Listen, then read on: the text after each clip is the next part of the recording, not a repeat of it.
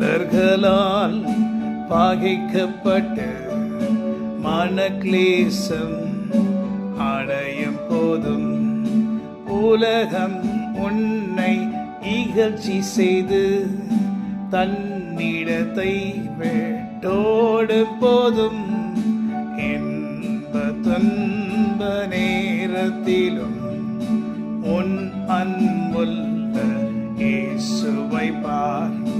இந்த துன்ப நேரத்திலும் உன் அன்புள்ள இயேசுவை பார்.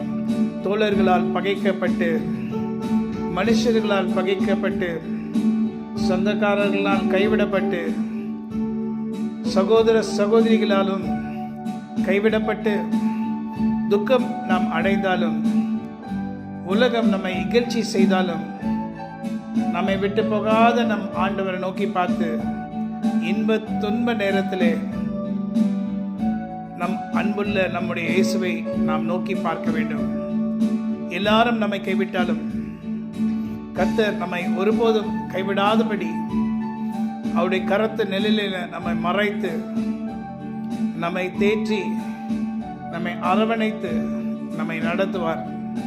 அதனால் இன்ப துன்ப நேரங்கள் எல்லா நேரங்களிலும் நாம் கர்த்தரை நோக்கி பார்ப்போம். இக்கட்டுகள் நம்மை தேடி வந்தது, பிரச்சனைகள் நம்முடைய வழியில வந்து நின்று நம்மை தடை செய்தது. ஆனால் அவைகள் எல்லாவற்றையும் தாண்டும்படி எகிப்தின் இராணுவம் நம்மை தொடர்ந்து பிடித்து நம்மை நெருக்க வருகிற நேரத்தில் கூட கர்த்தர் நம்மோட கூட இருந்து நமக்காக யுத்தம் செய்து நம்மை மீட்டெடுத்து அக்கறைக்கு கொண்டு சென்ற தேவனுக்கு கொடான கொடி சோத்திரங்களை நாம் ஏறெடுப்போம்.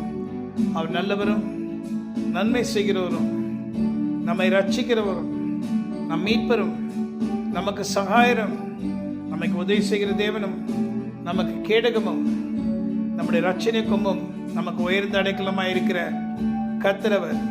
இன்ப துன்ப நேரங்களிலே அவரை நோக்கி பார்ப்போம். ஆமென். God bless you. Have a wonderful day. Amen.